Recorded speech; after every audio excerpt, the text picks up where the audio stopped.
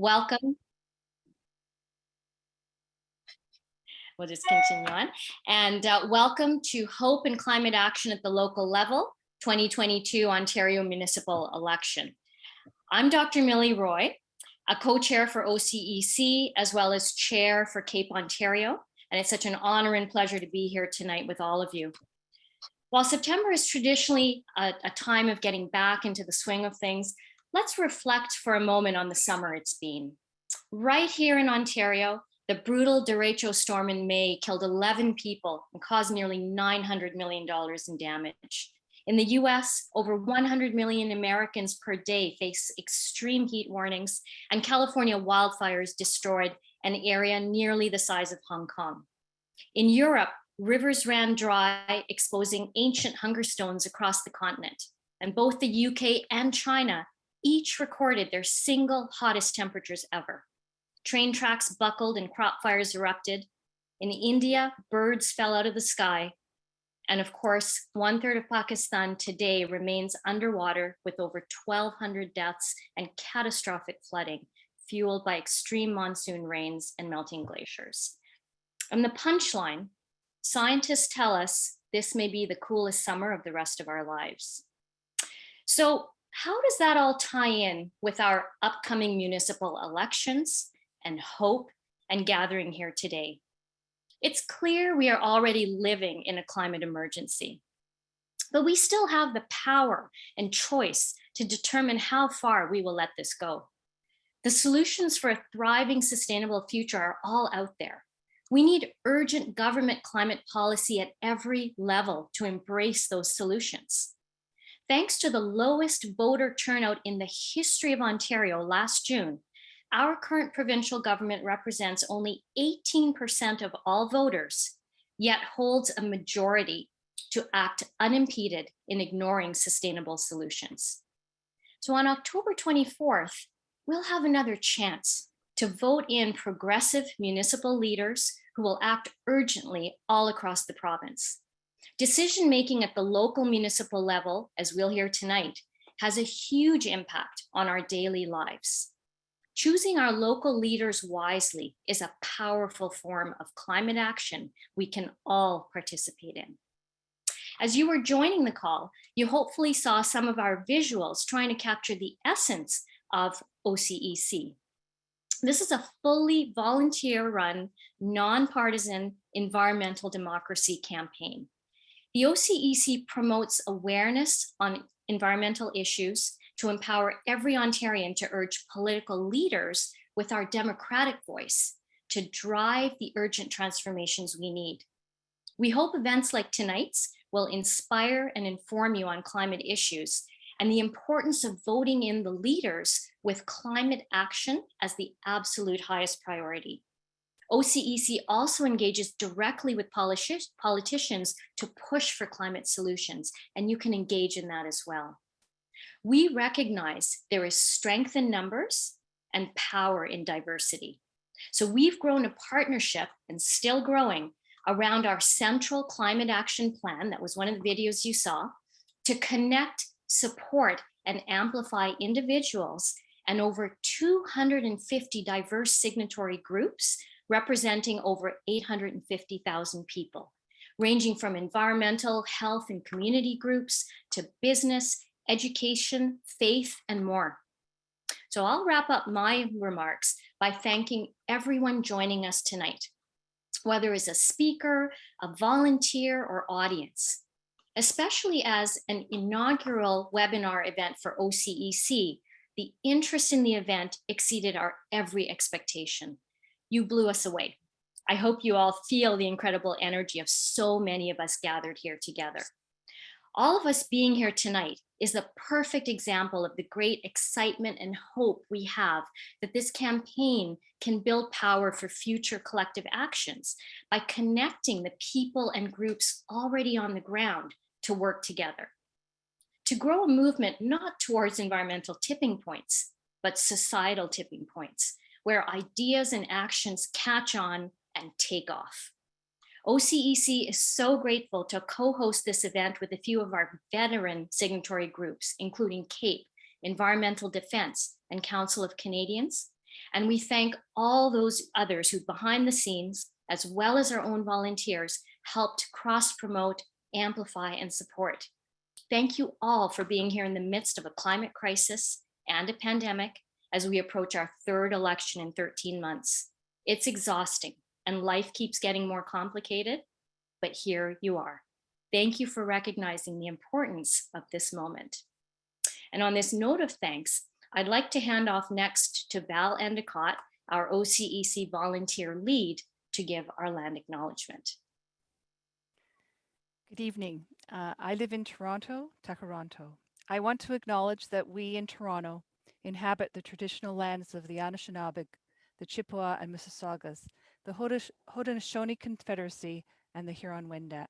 We are currently covered by Treaty 13 with the Mississaugas of the Credit.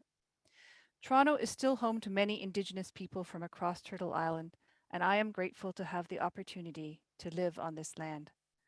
We recognize the marginalization of First Nations, Inuit, and Métis peoples on this land today, and we pledge our collective efforts to remedy this colonial legacy. Many of us here tonight likely are situated on land in the Great Lakes Basin. This entire area is the Dish with One Spoon territory. The Dish with One Spoon is a treaty between the Anishinaabe and the Haudenosaunee Confederacy and allied nations that bound them to share the territory and protect the land. Subsequent Indigenous nations and peoples, Europeans and all newcomers, have been invited into this treaty in the spirit of peace, friendship, and respect. We all eat out of the dish, all of us that share this territory with only one spoon. That means we have to share the responsibility of ensuring the dish is never empty, which includes taking care of the land and the creatures we share it with. I recently read an Instagram post by Chiara Padovani, who is running for councillor in a Toronto riding. She said that she will, if elected, advocate for the sustained funding for the Indigenous Affairs Office of the City of Toronto, and in particular, the Reconciliation Action Plan. I'll put a link to these in the chat. She went on to say that she will fight for climate justice and moving forward in a good way to protect the land and environment in Toronto. So in keeping with the Ontario Climate Emergency Campaign's election plan, I ask us to be mindful of supporting candidates that specifically speak to justice for the Indigenous people living within our jurisdictions and elsewhere. Please feel free to share in the chat what territory you live in and the treaties that cover it. Thank you. I'll pass it back to Millie. Thank you so much, Val, for those beautiful and inspiring words. And yes, I echo your invitation to everyone to please, feel free to introduce yourselves in the chat and where you're tuning in from. And I hope we have a lot of representation. So now let's turn to the main event. Our two incredible speakers who are giving of their time today to speak about the huge climate impacts of local level municipal governance and the huge difference we can make with our collective actions. So I will first introduce both of our speakers, and then they will each in turn give their presentations, about 25 minutes each. And then we'll move on to a really engaging part of the evening as well, which is a live Q&A. And then we'll finally have closing remarks from another fellow co-chair of OCEC, Lynn Adamson, to close us out. So I'll begin by introducing our first speaker, Maud Barlow. Maud is an acclaimed Canadian activist and author. She chairs the board of Food and Water Watch and the Blue Planet Project. She co-founded the Council of Canadians and chaired its board for decades. She serves on the advisory board of the Global Alliance for the Rights of Nature, as a counselor with the World Future Council, and as chancellor of Breccia University. Maud has received 15 honorary doctorates and many awards. These include the 2005 Right Livelihood Award, the 2009 Earth Day Canada Outstanding Environmental Achievement Award, and the 2011 Earth Care Award, the highest international honor of the Sierra Club. And this is a severely redacted shortlist. In 2008-2009, she served as senior advisor on water to the United Nations General Assembly and led the UN campaign to have water recognized as a basic human right. She created the Blue Communities Project, now encompassing 25 million people living in such communities, which have pledged to protect water as a human right and ban plastic bottled water. Maud is also the author of dozens of reports as well as 20 books. Her newest book, entitled Still Hopeful: Lessons from a Lifetime of Activism, is one we should all read. So we are incredibly grateful to have Maud with us here today to share her depth of world-class experience and inspirations on the power and hope of collective climate action. After Maud has spoken, we will then move on to Phil Pothen. And Phil does fascinating work based right here in Ontario. Phil is an environmental, land use planning, and administrative lawyer. He is the Ontario Environment Program Manager with Environmental Defence. Using a combination of political advocacy, community legal education, and strategic litigation, Phil is helping lead the fight to protect Ontario's natural heritage, curb sprawl, and transform existing car-dependent post-World War II developments across the province into denser, walkable, and transit-supporting complete communities. Exactly what we need. He joined Environmental Defence to advance the big picture approaches to problems he had previously dealt with case by case. A comprehensive alternative vision for development and industry that meets people's needs while preserving Ontario's natural spaces, farmland, and other greenfields in perpetuity. We are deeply appreciative of Phil giving of his time today to discuss the massive climate impacts inherent in municipal level decision-making right here in Ontario.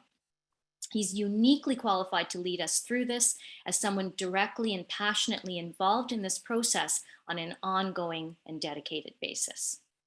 So with that, I will hand the floor to Maud, and please take it away, Maud.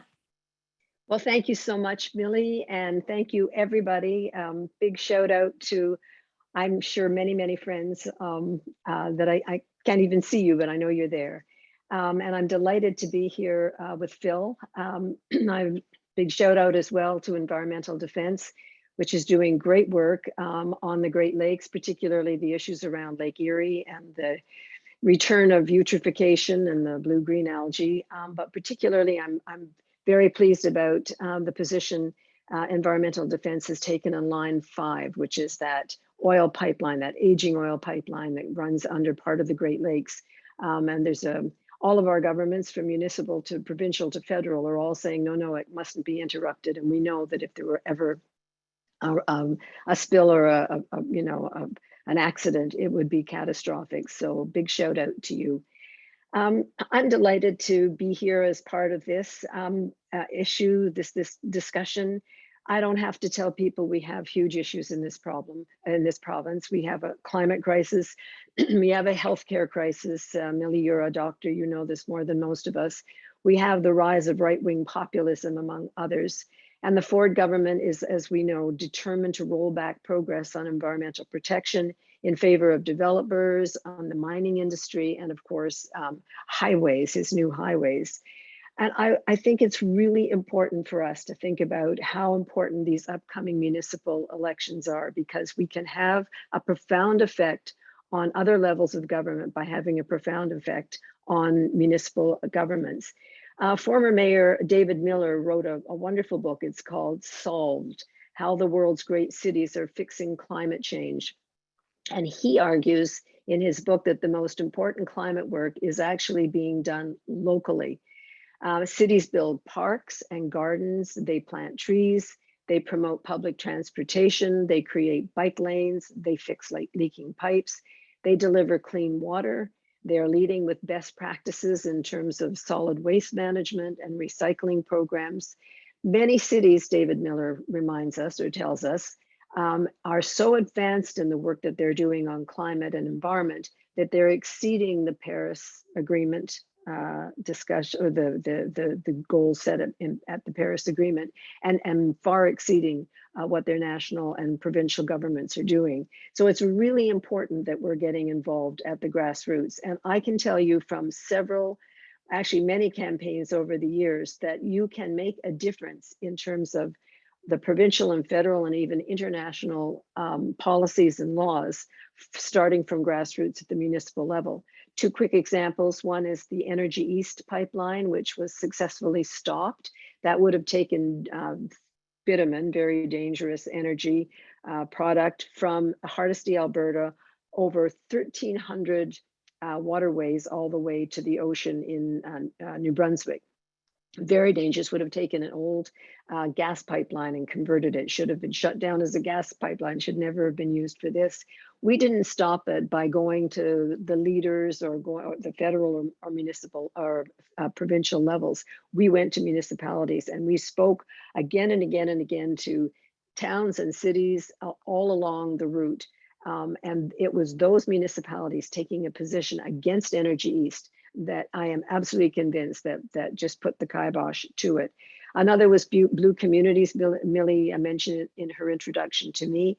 We set up Blue Communities back in 2009 when Stephen Harper was Prime Minister, and he was promoting public-private partnerships for municipalities needing to upgrade their water infrastructure or build new water infrastructure. He was basically said, you don't get federal funding unless you go with a private company. So we jumped ahead and we launched this project, basically getting municipalities to promise to protect water as a human right and as a public trust, and therefore no privatization. And we have something, I think, like 50 some municipalities in Canada alone that have become Blue Communities, lots of them in Ontario, the most recent being London. So I can tell you, the experience with Blue Communities in Europe has been one where the pressure from many municipalities, particularly Berlin, has impacted the federal government's position of not promoting privatization in the global south anymore. But what I want to talk to you about is the concept of hope and building movements, because Millie mentioned, and it was really quite an upsetting reality of how few people actually voted in the last provincial election. And I think a lot of people are pinching themselves now and saying, why didn't I? Why did I think it was all right not to do that? So I wrote a book during the worst of the COVID crisis, when it was first upon us, on hope. I've been watching this issue and thinking about this issue for a long time.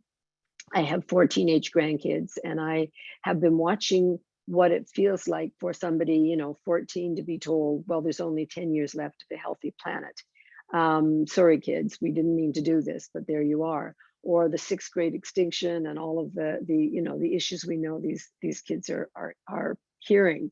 And I worry not only about that age group, but all of us, in feeling it's all too big.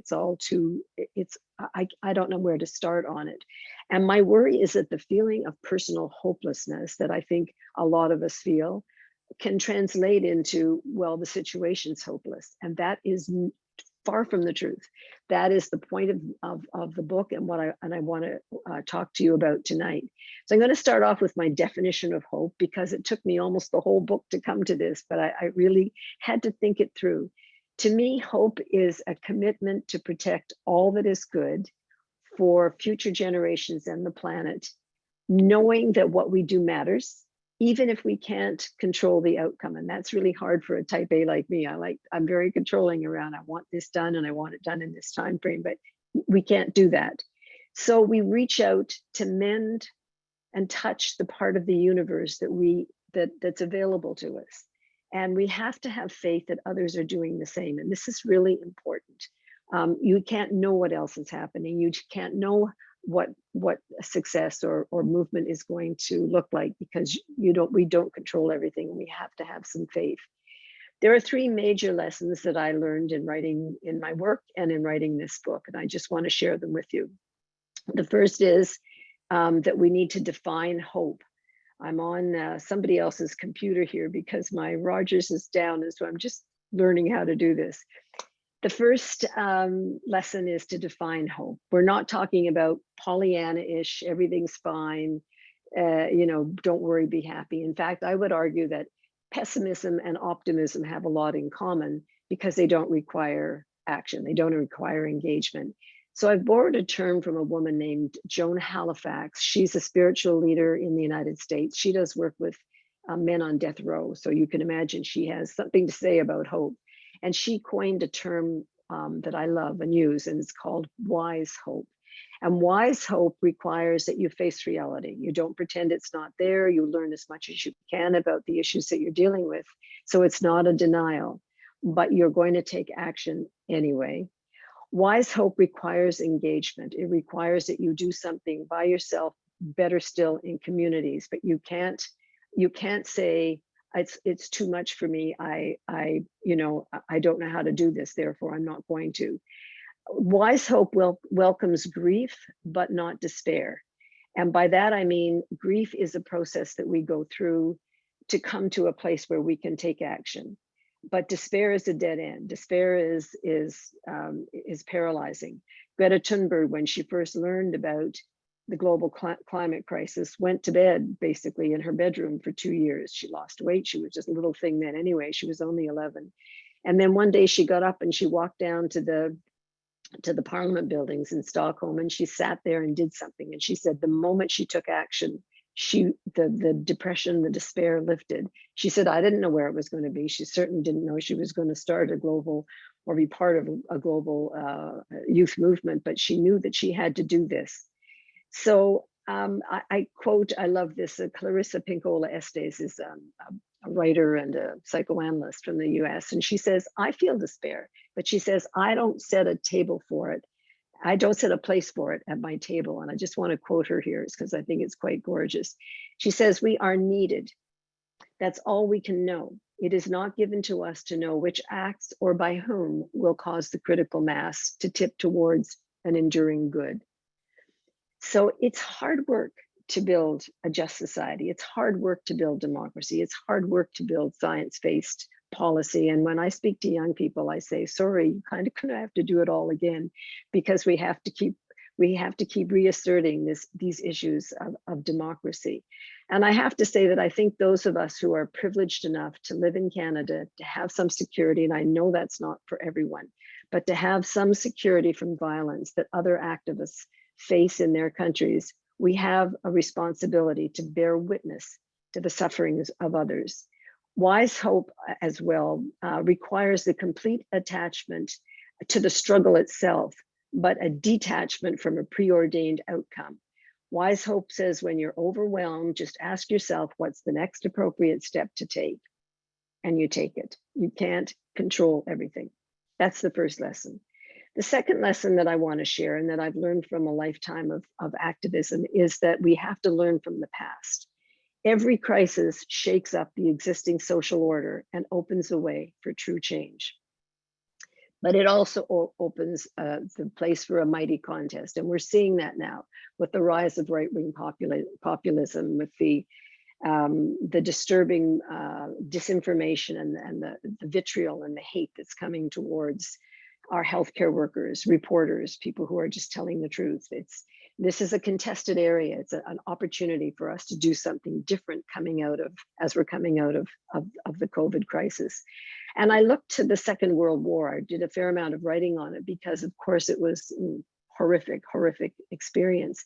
What could possibly good come out of it? Well, what came out of it was the first international framework for human rights, starting with the 1948 Universal Declaration of Human Rights. There were the covenants that followed, the notion of social rights that followed, the notion of cultural and community rights that was then the next step in UNDRIP, the United Nations Declaration on the Rights of Indigenous Peoples.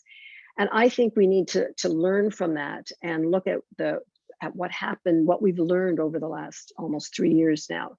The climate crisis and the pandemic crisis have both exposed the deep inequalities, the decades of economic globalization, deregulation, privatization, cuts to education, cuts to healthcare, cuts to social security have wrought.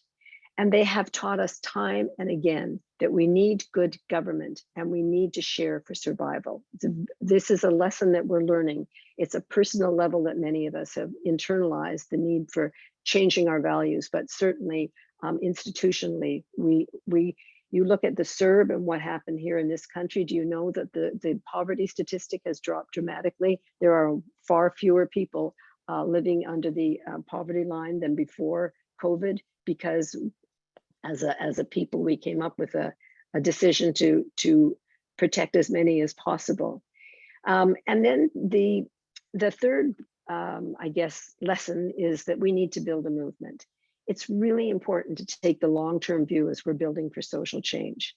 It's important to have a concept when you're planning a campaign. You've got to have a goal, and you have a communications team, and you have, you know, what you've got to bring people in. You've got to have something that they're working towards. But it's really important to understand that change can appear to come upon us suddenly, when in reality it's been building for years. And I have a chapter in the book on the women's movement and my involvement in it. When I was growing up in Ottawa in the 50s, my mother couldn't get a driver's license or open a bank account or get a travel visa without my father's signature. So things have changed a lot.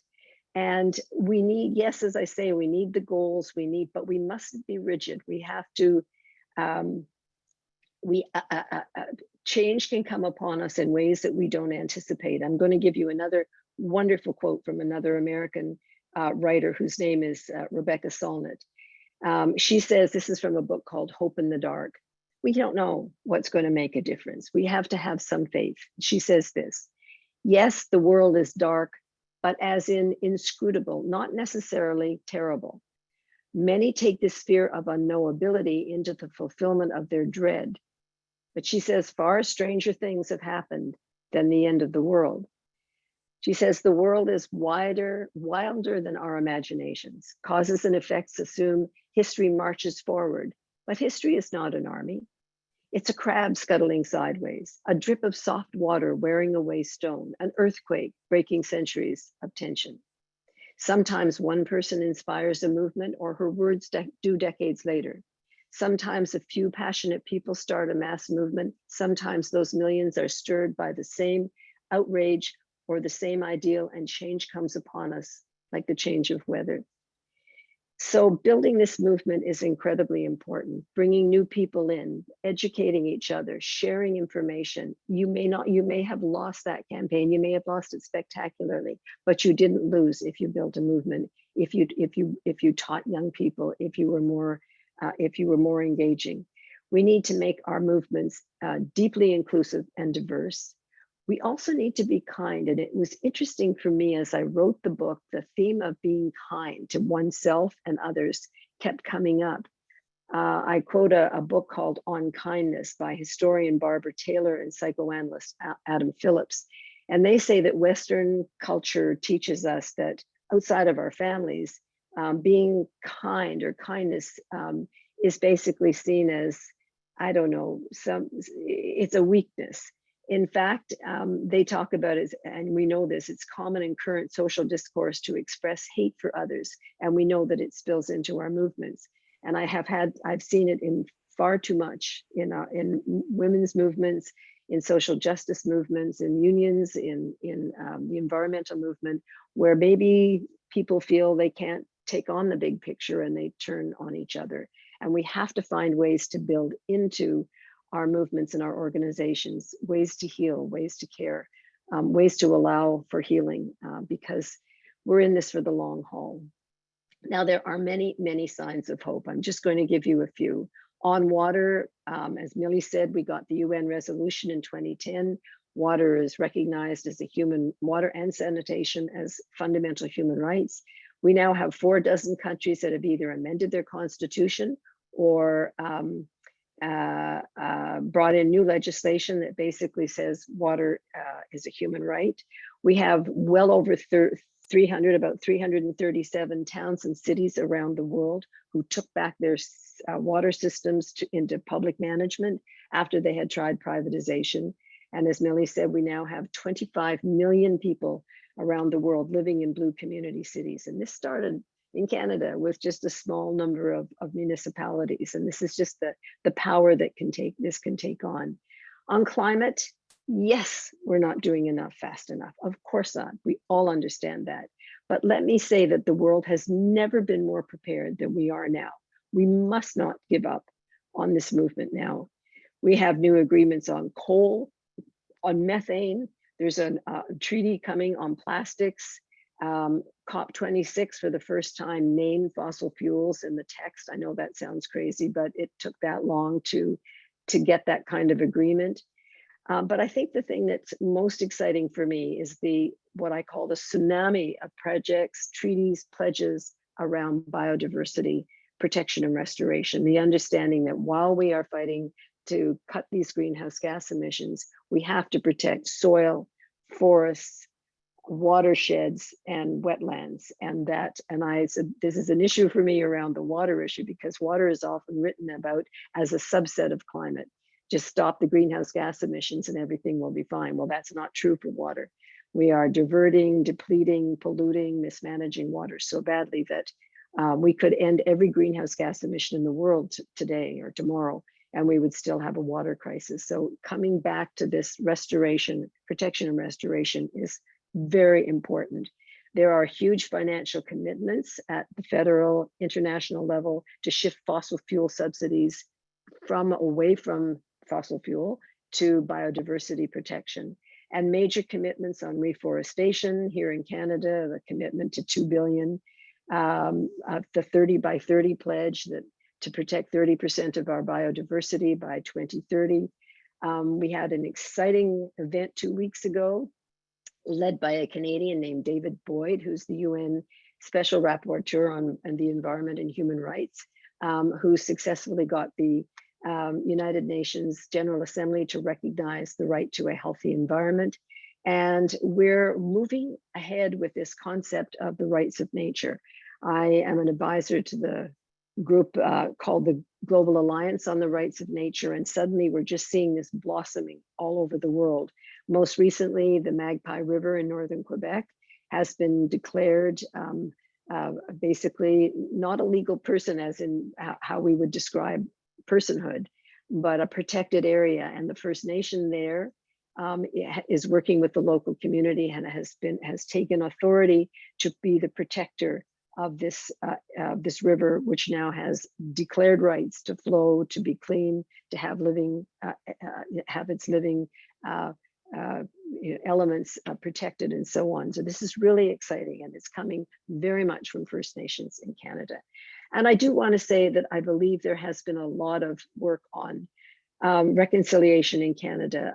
Still so much to do, but the government has ended I think something like 128 long-term boil water advisories, and is on track to end the rest of them within the next 2 years. So there is movement, and I want us to have a sense when we feel the big stuff coming at us that there's also this work that's being done, not always perfectly, but it matters. A couple of things left, and I'm just looking at my time. I think I have just a couple of minutes. I just want to say that we need to work towards what I call an earth-centered economy. And I maybe get a chance to chat about this at another time, and I certainly talk about it lots in the book. But this is basically the proof that the failure of privatization, deregulation, unlimited growth has just not worked. And I would send you to a book by a British economist named Kate Raworth, has written a book about the donut economy as to replace the growth economy. And she basically says, this new economic model is like a donut, and the outer ring has 9 ecological limits of the Earth's life support systems that must be not overshot. And the inner ring has 12 essentials for life, including food, water, health, and social equality that has to be met.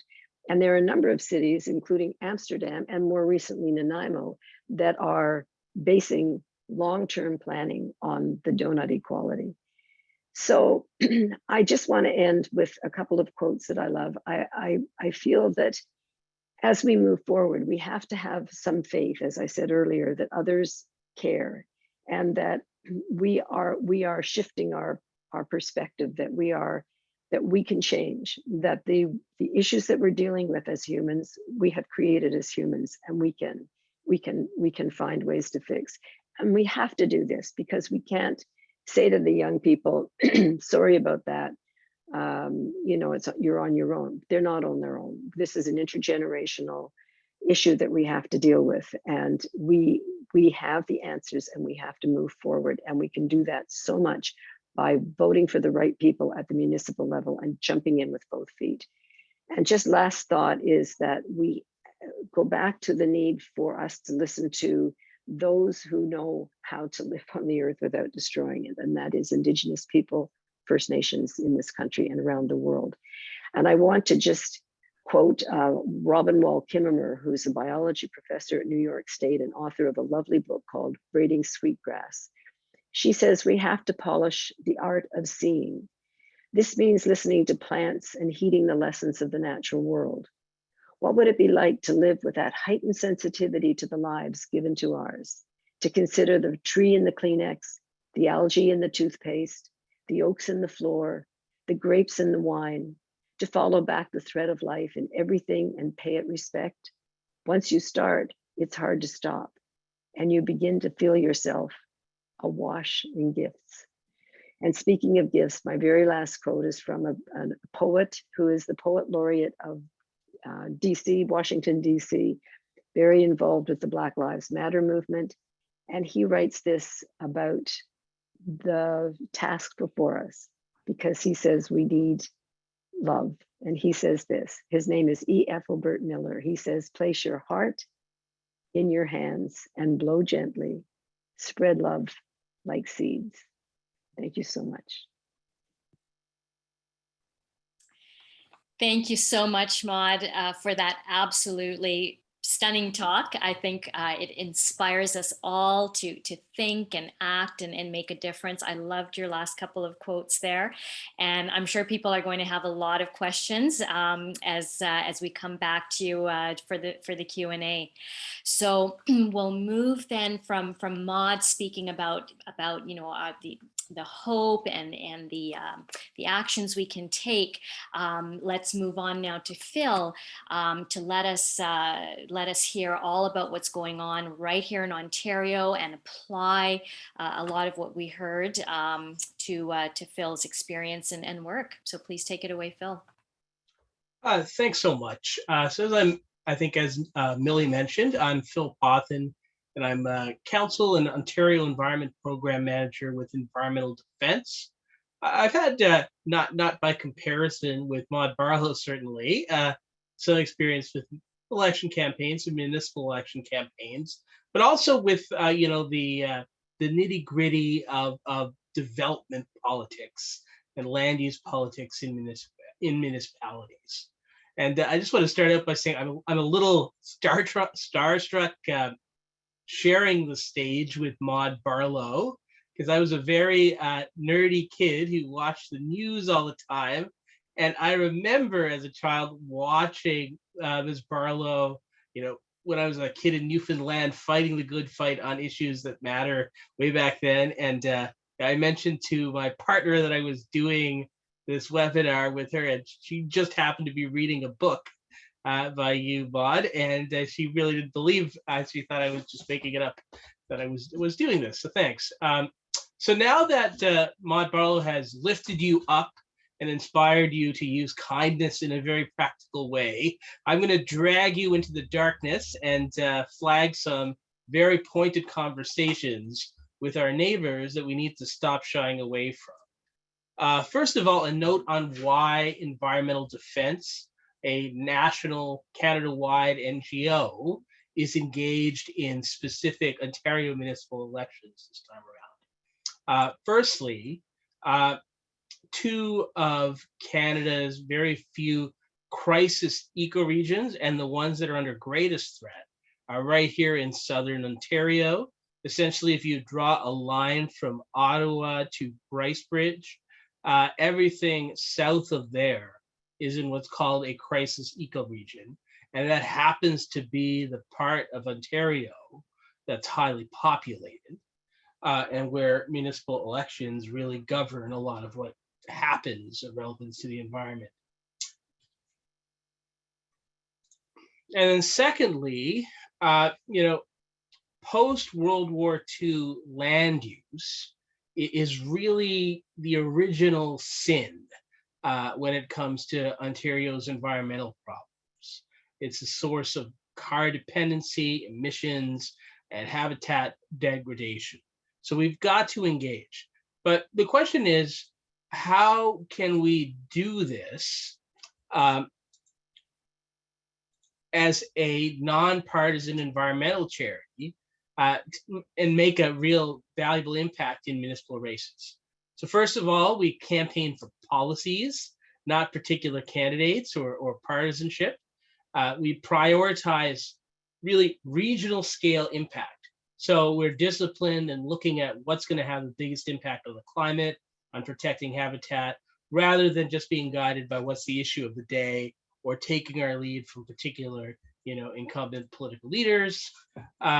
Third, so our strategy, given that we can't endorse particular candidates, is to make it politically safe and make it clear to candidates that it's advantageous for them to do the right thing.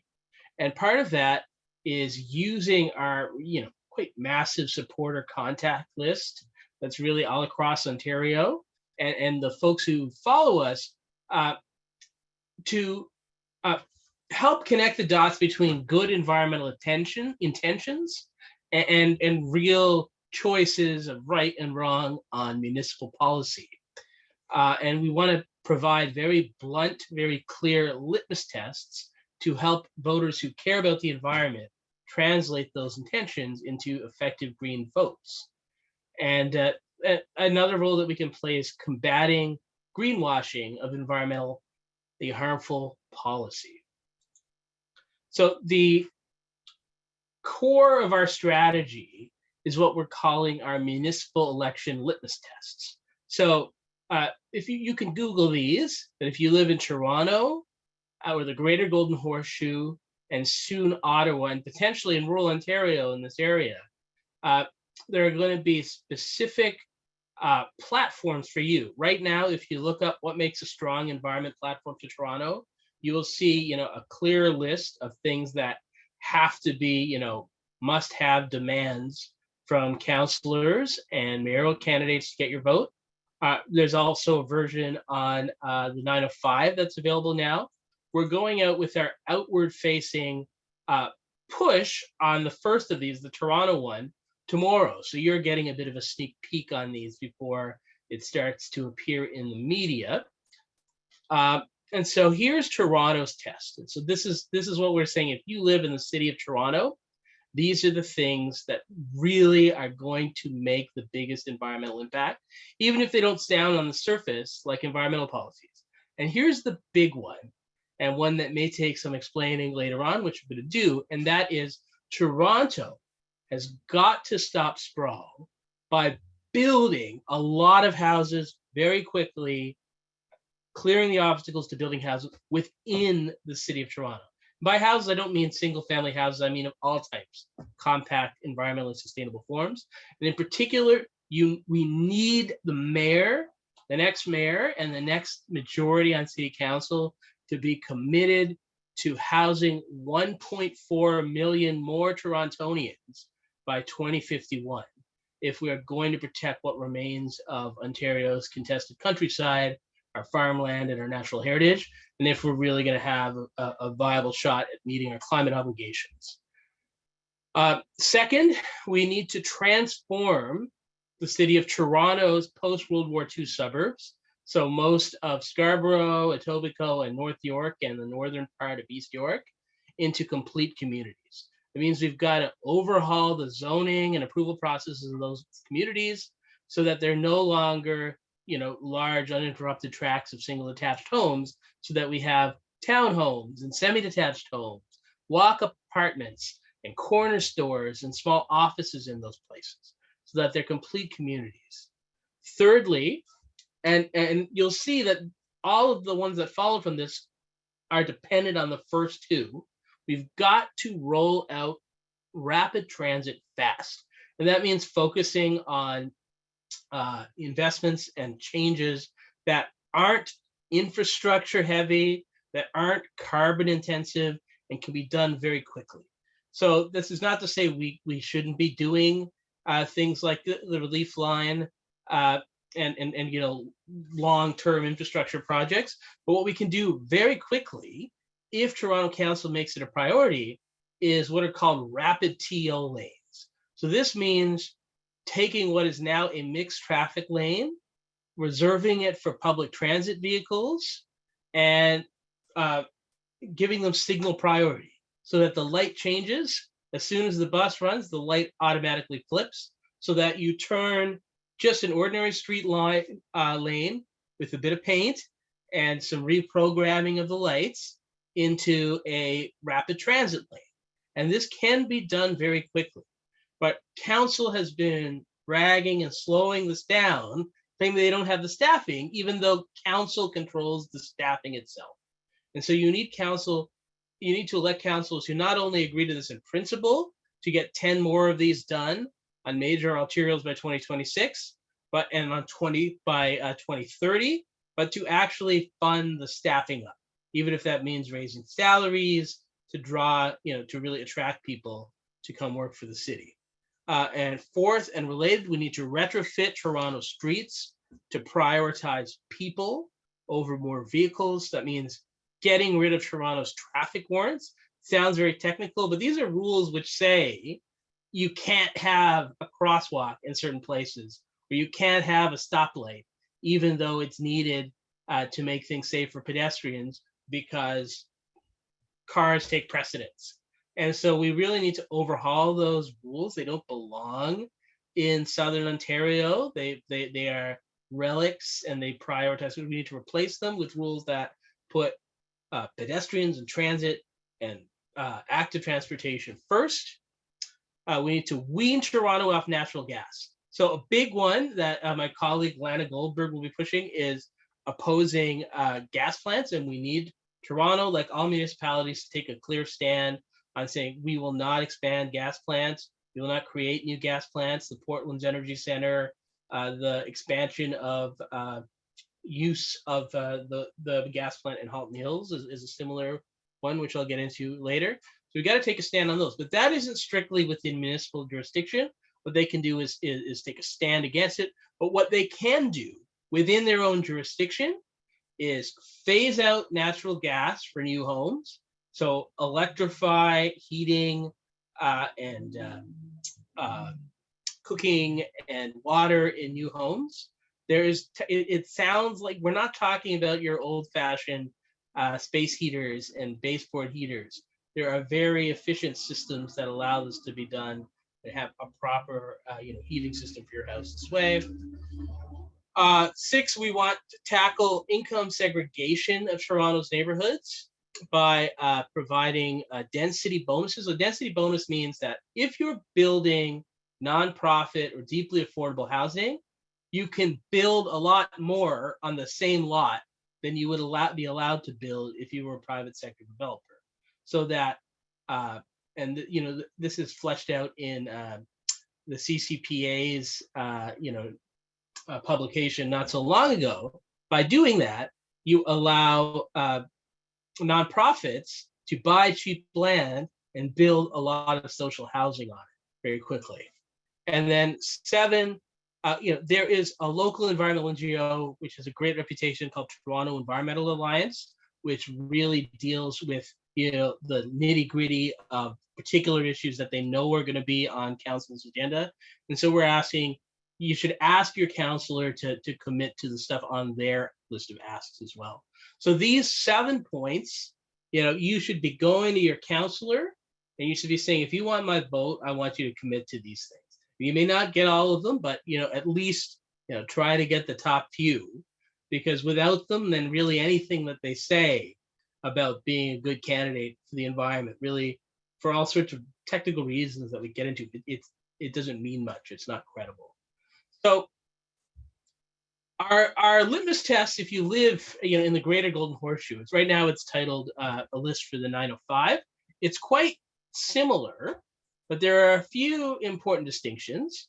So firstly, we are asking that not that you aim for any particular number of people, that you stick with the province's targets, but that you approve enough homes within your existing settlement area boundaries. That means the boundaries that you had before 2022. You've got to really put your back behind getting housing built there, not just sticking to the boundaries. Yes, you've got to fight that fight, and you have been doing a great job of fighting it over the past year, especially in Hamilton and Halton. But you also got to be there on the other side and stand up and say, we want more homes added to our existing neighborhoods. We want to make sure that if you are going to develop any greenfield that's already added, like that's left over from previous years, that it isn't squandered on more sprawl, that is developed at least 90 or 100 people per hectare. Because that's the only way that we're going to be able to defend those good plans in Hamilton and Halton and Waterloo. And it's also a way, if we get that done, that even though they plan sprawl in York Region, even though they plan sprawl in Peel, even though they plan sprawl in Durham, it's not going to happen. And we know this because every time existing built up areas historically have built more housing than they were required to build, they've exceeded targets, it's caused those suburban municipalities to sprawl much less than the government intended them to. And that's why we have this massive supply of land that they were going to use for sprawl and has been reprieved because we built more homes with existing neighborhoods. So it's really important to make that happen in the 905 as well as in Toronto. So why are we really, we're an environmental NGO. You often think of environmental NGOs as pushing against things, trying to stop things. Why are we out here saying you've got to support and fight for building more homes in existing neighborhoods? It's because the low densities of our post-war neighborhoods and the exclusionary zoning that keeps them frozen at those low densities, it's really, the original sin when it comes to Ontario's environment. So what happened is, before World War II, we were building neighborhoods at densities that, especially with, today's technologies, would allow us to have very low per capita carbon emissions. They're much higher densities. We're talking, 90 or 100 people per hectare on average. That's like the old city of Toronto, southern part of of East York, and then similar like small parts of places like Brampton and certain York municipalities, the little villages, even villages, small towns. The cores of those communities have good sustainable densities. But almost everything we built after the 1950s or 60s just had densities that were far too low to ever be within reach of becoming net zero or anything like environmentally sustainable. And so because we squandered land within the boundaries of the city of Toronto and within the earlier suburbs of the 905, we end up having to use more and more land, and we sprawled further and further out. But also that inadequate density meant that you weren't able to wean those neighborhoods. Those neighborhoods became car dependent. And so that's why you see, that the map that I just showed you was a map of population density. This is the map of car use. The redder it is, the more dependent on cars folks are. And then here is the resulting map of CO2 emissions, which again maps very closely onto that map of density and internal automobile use. And so it's really this low density, suburban, single detached form of housing that is driving our carbon emissions. And it really, sharply distinguishes the region's most climate friendly neighborhoods with less, back in a few years ago, it was around 3 tons per capita per year, from the worst offenders, which have more than 3 times that. It's not the case that, everyone in Canada has a similar footprint. Depending on the neighborhood you live in, you have vastly different climate impacts. And by changing your neighborhood, you can change your climate impact. So this is why we say that densifying your neighborhood, your suburban neighborhood, your single detached neighborhood, is the municipal linchpin of climate transition. So we need to get back, or we need to achieve the kind of densities that we were building normally in communities before we started sprawl, before we started car dependency. And that is, every neighborhood has to have 90 or 100 plus people per hectare. So that's necessary to make quality transit cost effective. I've got a book here. I don't know if some of you may have read it. John Sewell. He's the former mayor of Toronto, and he makes the point that, prior to sprawl, public transit was self-sustaining with very low fares. It paid for itself. And it's only the creation of sprawl that's created this situation where public transit, we're hemming and hawing over whether we can expand it and whether we can afford better service levels. It used to pay for itself. And it used to pay for itself because the city as it was then was much denser. So if we densify the suburbs that we have now in Toronto, in Brampton, Mississauga, in Hamilton, then we can bring them up to the point where transit starts to become viable, and it's not this huge thing, can we afford to expand transit? Secondly, we need higher densities to make it viable to have shops and amenities within walking and cycling distance. So that's why we can't do the other elements like really get high cycling modal share or walking modal share without also planning for higher density. That's where you get the situation where people say, oh, we build bike lanes and no one uses them. Well, that's because the community, the other piece of the puzzle, the changes to community density haven't been delivered. We need to, in order to reduce car trips and allow an EV transition without having to dip into gas-powered electricity, according to the province's plan, we also need this transition, because we can't just transition and switch the same number of car trips that we have now to EVs. The province's plan for generating that electricity is gas-fired power plants. So, we're reducing the emissions, but for the most part, we're shifting them from tailpipe to electrical generation if we don't reduce car trips.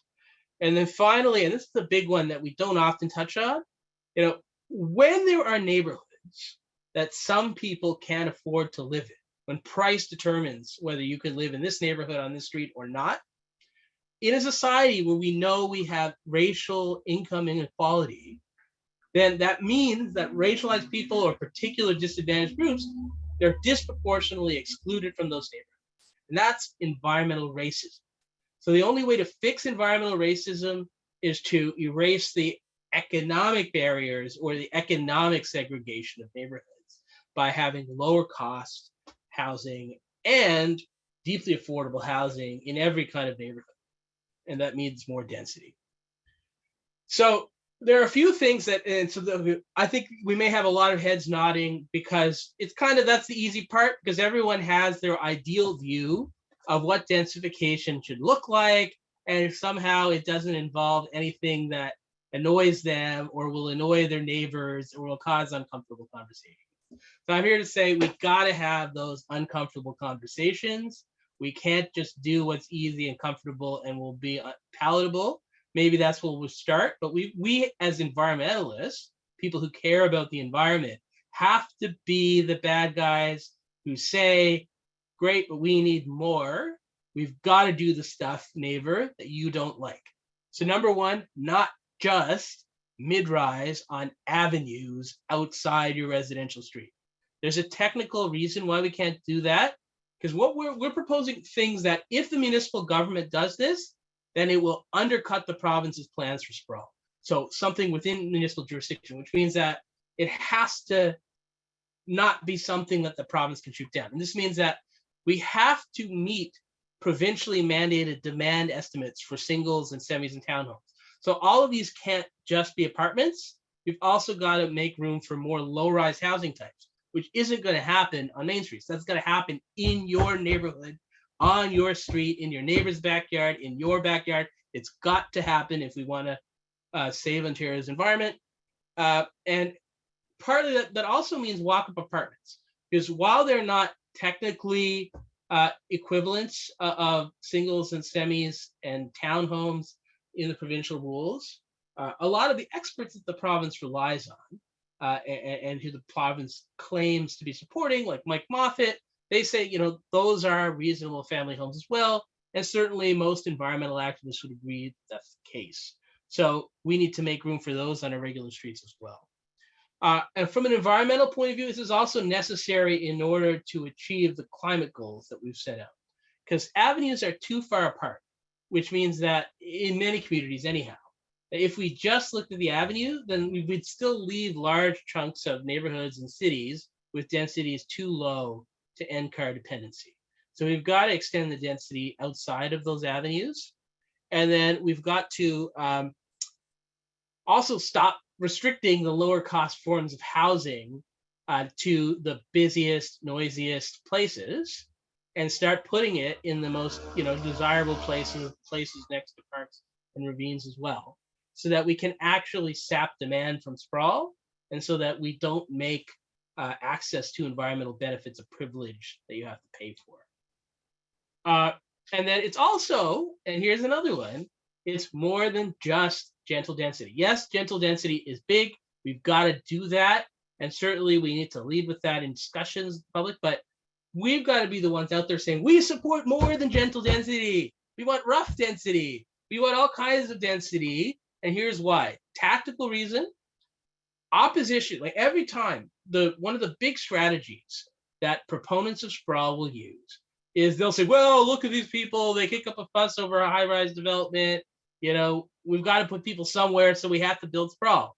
And it's not an empty argument that carries no weight that people dismiss. That is the reason why Durham is on track to approving, if we don't change things, an obscenely massive boundary expansion that will destroy the headwaters of the Carruthers Creek.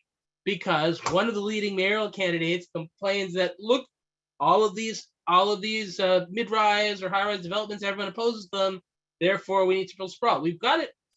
Maybe someone else can oppose it, but like sprawl, anti-sprawl advocates cannot be the ones saying in this environment, like, oh, we don't want tall. It's not the moment for that. It's not strategic for that.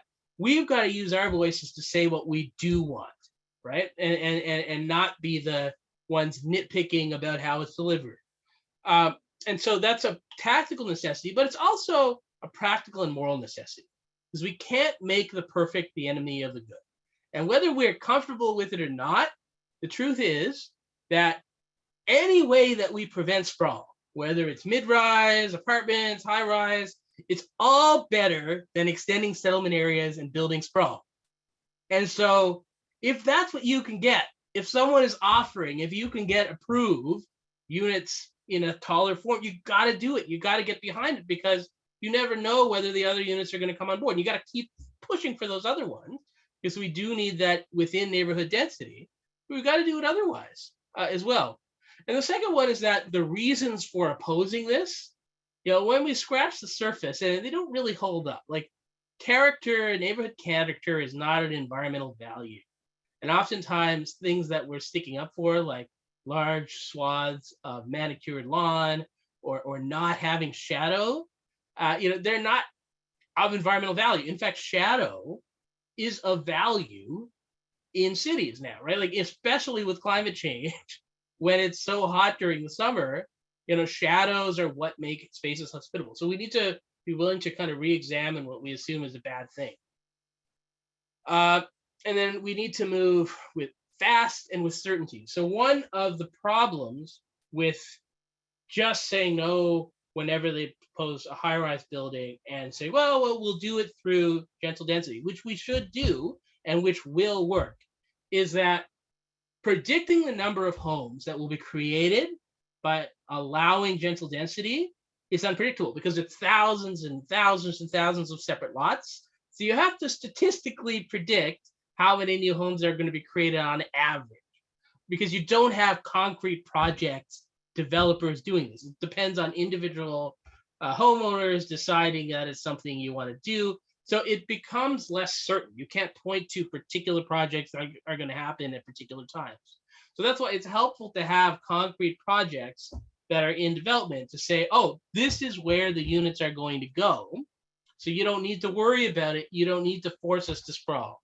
And the one reason this is so important, and it's at the bottom here, is that right now, yesterday, the Ontario Minister of Municipal Affairs and Housing there was a very technical sounding thing, but they suspended the timeline for approving the amazing, incredible, excellent Hamilton official plan, which would not extend the settlement area boundary and which rely on densification. But what this means in all likelihood is that they're going to try and send this to an Ontario Land Tribunal to die. And one of the arguments they're going to try to raise is that we don't believe we can't rely on there being enough units created within existing neighborhoods, because who are the specific people? You can't tell us who they are who are going to build it. So you just need to let them appoint greenfield sprawl. Never mind that that's just as uncertain, but it's treated as, if you approve sprawl, then that's reliable. It's all done at once. So we need chunks of development, which means I think we're going to have to hold our noses, at least for now, and focus our efforts on saying what we do want. Doesn't mean that we can't ask for improvements in projects and challenge things that are really bad, like big underground parking lots or major parking parking in general. By all means, advocate to get rid of parking in these buildings. That's like a huge environmental problem. You can advocate for different materials, but I would really recommend against talking, oh, this is too tall, we have too much height, this is too much overdevelopment, because it really, like anything overdevelopment of an existing neighborhood, it is vastly less damaging from an environmental point of view than extending onto farmland and natural heritage that hasn't been used. Because when we're living there, it doesn't matter how many milkweeds you plant, it's still not as good as natural habitat that's never been damaged in the first place. So why is it up to you as someone in a neighborhood to be the person who sticks their neck out and says the thing that people don't want to hear? So first of all, it is vital to prevent NIMBYs from seizing the mic. The truth is that YIMBYs, people who support more density in their own neighborhoods, outnumber opponents by a strong majority. For buildings of up to 4 to 6 stories, it's 51% pro versus 23% against. And it's still, proponents still outnumber opponents, particularly in the city of Toronto, when you get above that.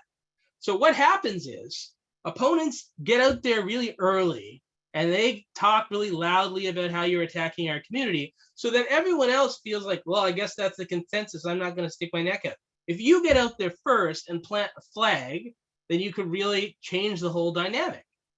And secondly, the other point is, you as a genuine environmentalist, someone who has a proven record of caring about the environment, advocating for environmental causes, you can really confront and prevent the NIMBY greenwashing of sprawl. So the NIMBY greenwashing of sprawl is that, we need to protect my Norway maples in my front yard and my lawn and have space between houses and protect people from shadows, and God forbid that kids would be playing in the park and making too much noise. So, we need to protect our local neighborhood environment and just put the development somewhere else, put it out of the sprawl, because we need to protect our environment in our neighborhood. You can be there because you're a bona fide environmentalist and you know that this is not a bona fide environmental issue. You could say, well, no, that's not true. You know me, I care about these issues. We need to put these homes in our existing neighborhoods, because the worst thing that we could do is sprawl outwards. The worst thing that we could do is build into the Peel Plain and have Highway 413. We've got to build it in this neighborhood. And it's not going to be bad for the environment to do that. To kind of illustrate this point, I'm going to tell a little story, a tale of two neighborhoods, which are the same neighborhood. So these are and they happen to be my neighborhood up until very recent. I don't know how many of you recognize this guy. I won't label his name, but he got a lot of attention last year by kicking up a huge screaming fuss and really making a laughing stock of our community where I live, a little west of me, but I used to be right on the spot almost, by claiming that a parking lot, a cracked, empty parking lot that's barely used, was the heart of our community, and we need to rally to save this. And he managed to drag out a few people to save this parking lot in order to stop deeply affordable, supportive housing in that community. And what the amazing thing that people missed is that that very same neighborhood, which I seem to be frozen. Yeah, sorry, Phil. Yeah.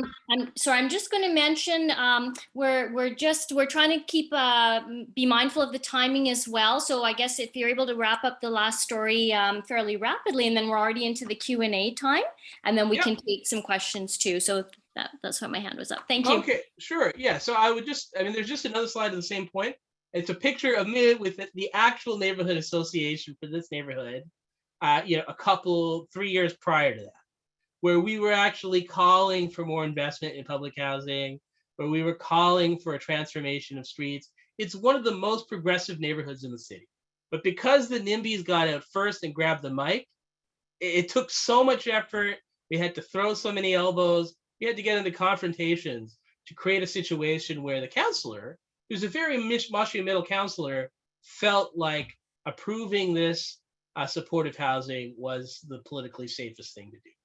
And I think that means let's do that. Let's have the difficult conversations. All right. Thank you so much. And I think what we'll do then is this might be the perfect time to sort of move into the Q&A, and then if people have further questions, we'll go with that. So we'll just sort of make that transition just for the sake of time. So we're just going to switch gears here a little bit, and thank you so much for that incredible, insightful look, sort of delving into all the details and what's really going on sort of under our noses right here in Ontario. And the idea that all of these emissions are being decided on at a local level. So we just heard some incredibly thought-provoking and inspiring talks. I'm sure people have a lot of questions. So if you'd like to start posting your questions in the chat, there are many of us on the call, so our apologies. I know we can't cover everything, but we'll try to look for sort of emerging themes and start putting those questions to our speakers. And we might start with some questions. We'll sort of cycle back to Maud. So we'll take maybe the first question for Maud, if we have anything in the chat there.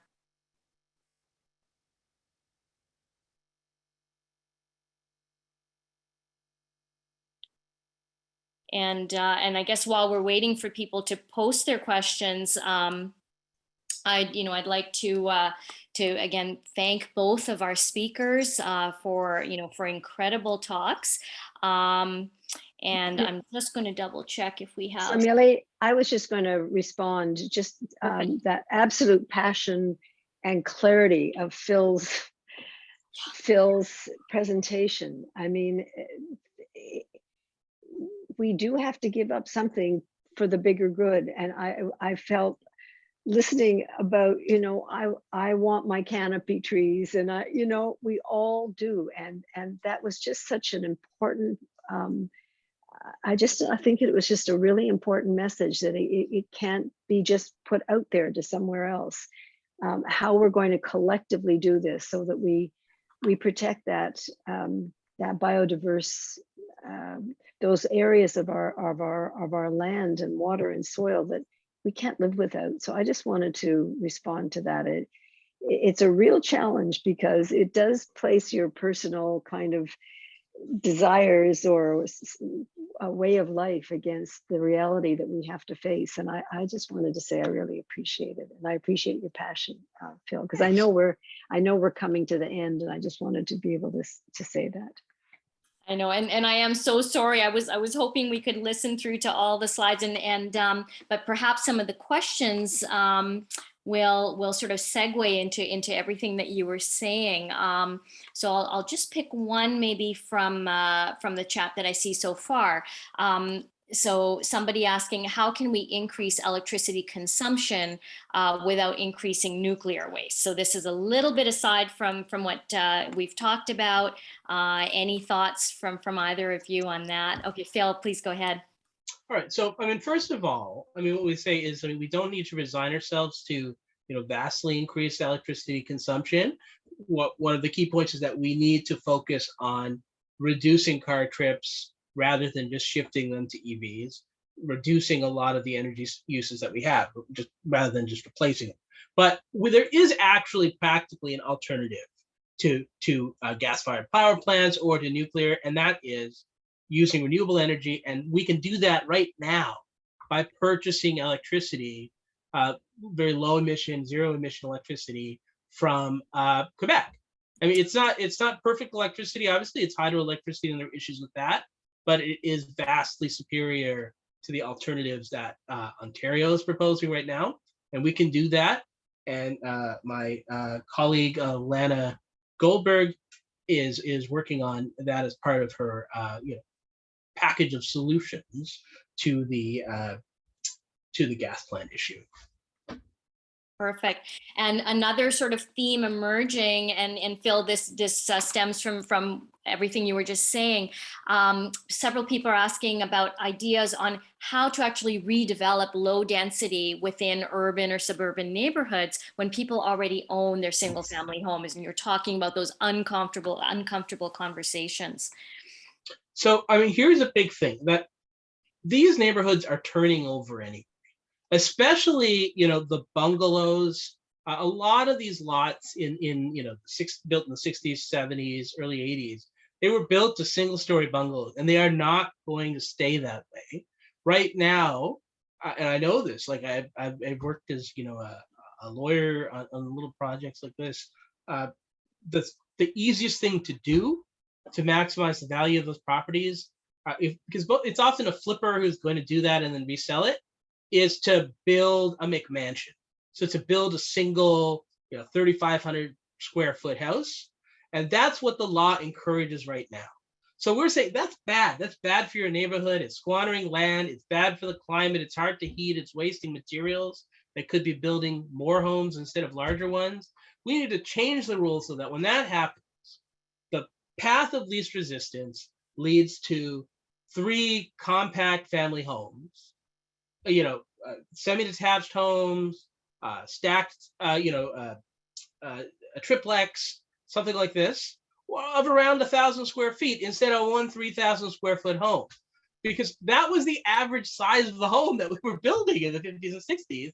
Now that's going to become 3,000. Why can't we build? So that we changed the rules so that if you're a developer who's just looking at making money, the only way to maximize their value is to build 3 compact homes, not one big one.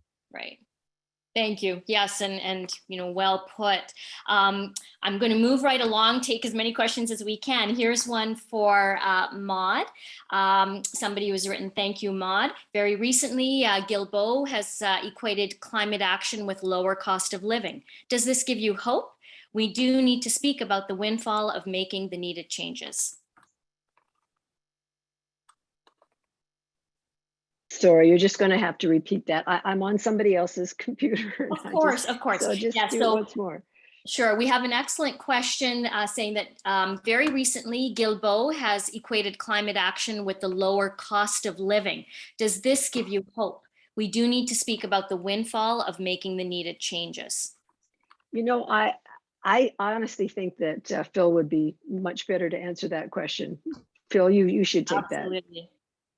Go for it. So, I mean, certainly, like, the changes that we are proposing to land use and the way that people live, the way we lay out cities, the way we get around, they line up very closely with what housing affordability organizations are called for.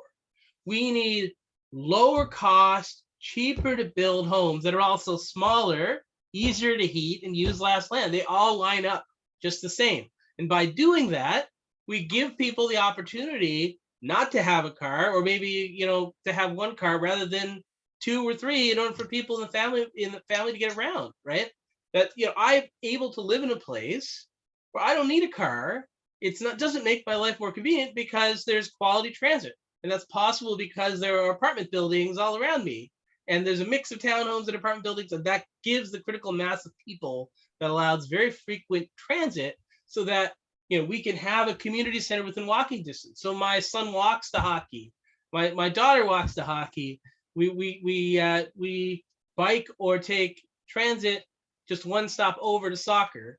All that stuff is cheaper and it's better for the environment. They for the same reasons. Exactly. And often when CAPE is sort of deputing or making submissions, we talk about that triple bottom line where the environmental solution is also a health solution and it is economically more viable. And it's really hard to argue against that. All right, I would love to keep taking questions. We've got some great ones still coming in, but we're trying to be mindful of everybody's time and wrap up, relatively timely.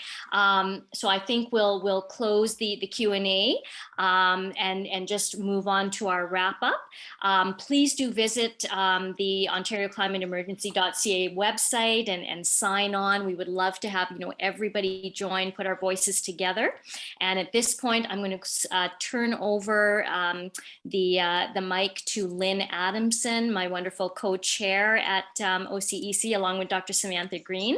And Lynn will do the closing remarks for us. Thank you.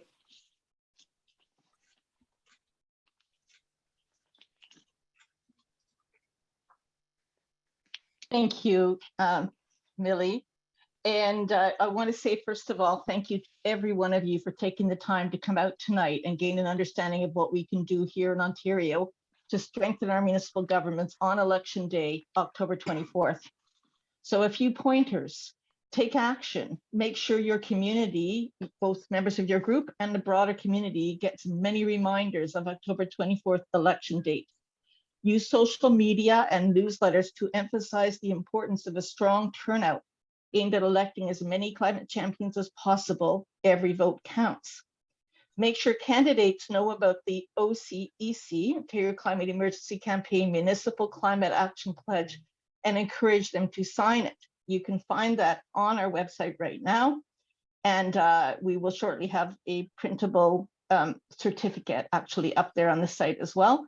And we'll let you know more about that in our follow-up email that will also give you a link to the recording, which will be on the CAPE website, so you can share it with others. Volunteer for a candidate who will be a climate champ. Every single campaign needs volunteers for a whole variety of jobs. They all need financial contributions, so support climate champs as you can. Our Municipal Climate Action Pledge is 4 points that are taken from our 12-point provincial action plan, and you can find all of that on our website. I'll pop the link in a moment. And it means a municipal climate action plan, winding down fossil fuel use, prioritizing health, and public education. So there's many more specific points, but that is the essence of the pledge that we're asking candidates to sign, and then we can give them a bit of promo to the public.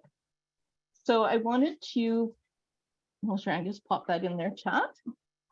Going back to this, we wanted to highlight that there are public events that our member groups are putting on, and we very much appreciate it. As Millie said, we have over 250 member groups around Ontario.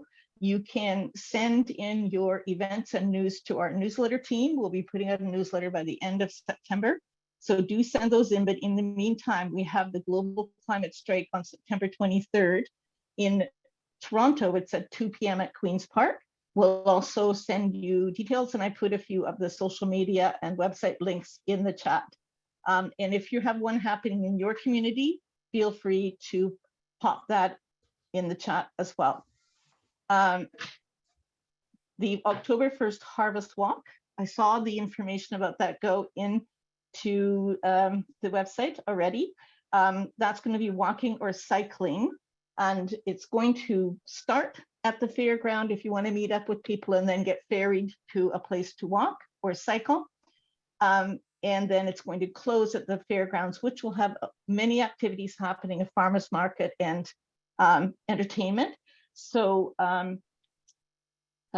do join us on that day, because I think having really big numbers on that day will really turn this into an election issue during this campaign. So thanks to all the groups that are working on that.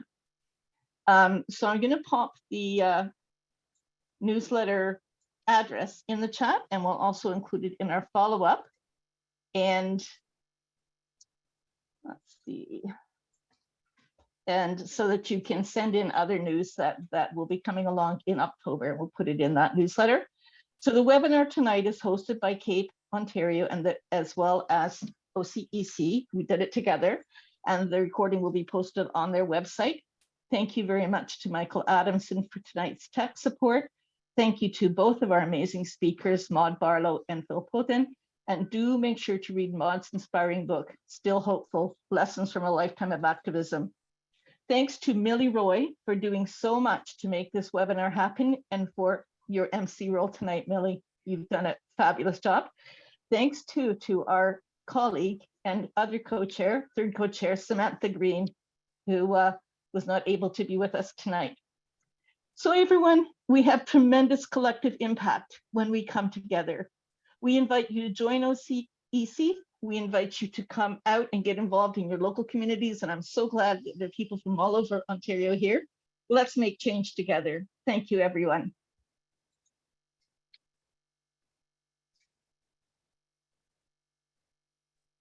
Thank you so much, and good night.